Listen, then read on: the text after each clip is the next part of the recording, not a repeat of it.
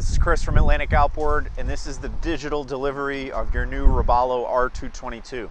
If you're trailering the boat before you launch, the first thing you want to make sure of is that your drain plug is installed. You definitely do not want to launch the boat without your drain plug. Next thing, you want to turn your power supply on and make sure that your trailer lock is flipped up. This will allow, once it's flipped up, it'll allow the motor to tilt all the way down to its normal operating position. Let's go inside the boat and take a look. To turn on the power supply or your battery switch in your Robalo R222, you lift up this rear seat, and then here is your battery switch. 12 o'clock position is off. Normal operating position is all the way down at the 6 o'clock position. That'll engage both batteries and run both batteries at the same time, and furthermore charge both batteries at the same time. Once you have your battery switch on, you're going to come up to the dash.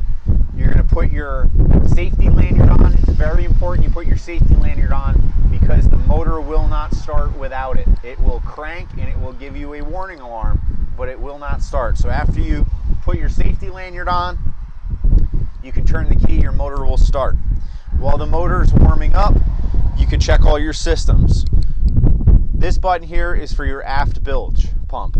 Now the bilge pump, even if the battery switch is off, will still be able to pump water overboard. Okay, if you're in a situation where you have water in your bilge and it gets high enough, even with the battery switch off, it will still allow water to be pumped out.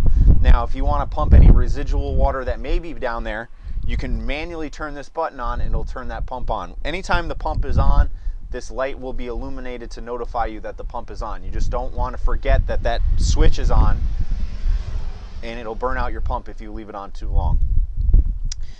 Under that, you have a button for your live well and wash down. Once you hit that, it will suck salt water from the ocean and it'll supply it into your live well or your saltwater wash down. You also have a freshwater wash down switch. Now what that will do, it'll prime the freshwater pump, which services your freshwater shower, and it services your toilet. So in order to flush your toilet, you would need to have that freshwater pump on.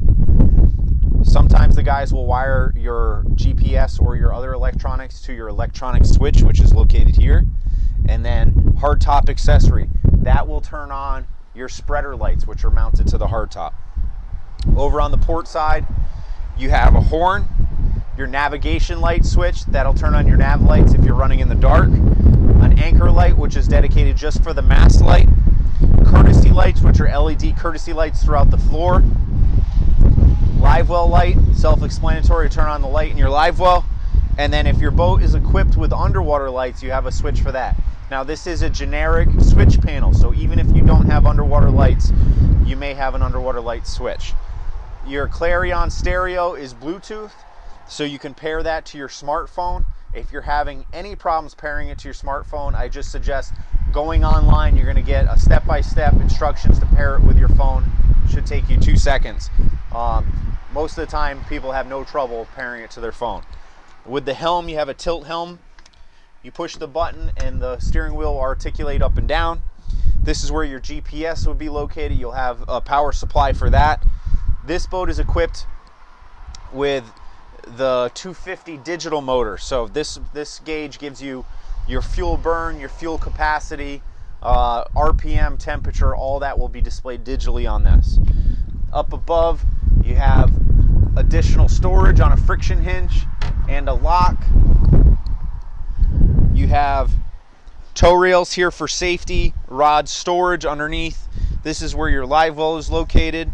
Again, as you flip the switch on your dash for your live well, it'll pump salt water into there. Let's continue working our way forward. This boat is equipped with the real flush toilet. So the head compartment opens like this. You have a real vacuum flush toilet in there. You simply prime the system by hitting the power supply switch, which is located on the back wall. Once it's on, it builds a vacuum. After a few minutes, you'll have enough pressure to flush your toilet. You could leave that switch on all the time. Once it builds pressure, it shuts itself off. You do have a light and you can lock the door.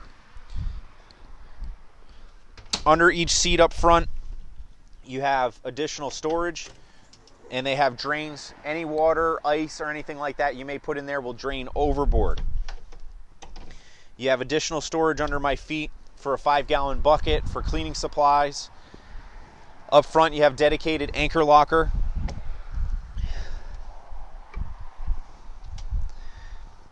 The anchor we supply will fit perfectly in this groove, and then this slides over to keep the anchor in place. When you're ready to deploy the anchor, you slide those tabs out, launch the anchor. Once it comes tight on the bottom, you would tie it off to your pull-up cleat. This is your Sirius XM antenna. Up on the hard top here, you have a spreader light, and then over on the port side, you have a fuel fill, which has a push button on the bottom.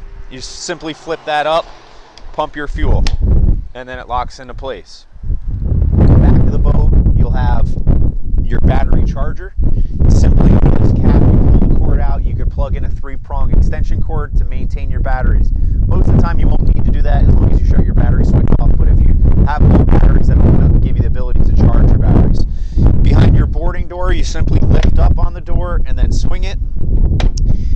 This is your freshwater shower. As long as you have your freshwater switch on the dash on, it'll build pressure to your shower. You'll be able to rinse the salt out of your hair. Under this cap is where you fill your fresh water. You simply take your garden hose. After you unscrew this, you put it in the hole and just let it fill up till it overflows.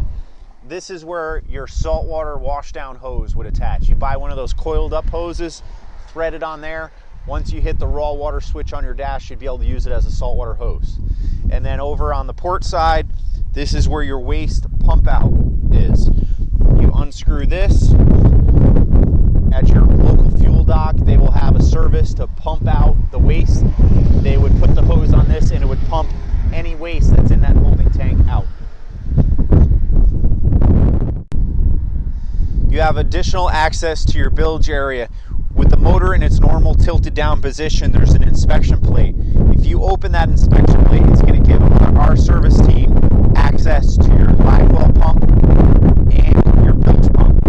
Also, there's going to be a ball valve, which you could isolate that live well pump. So if you're ever in an emergency situation and there's water coming in the boat, the first thing you want to do is isolate that ball valve, and then you can figure out where the water would be coming from. Any boat owner, any brand boat should always know where their through ball valve is located.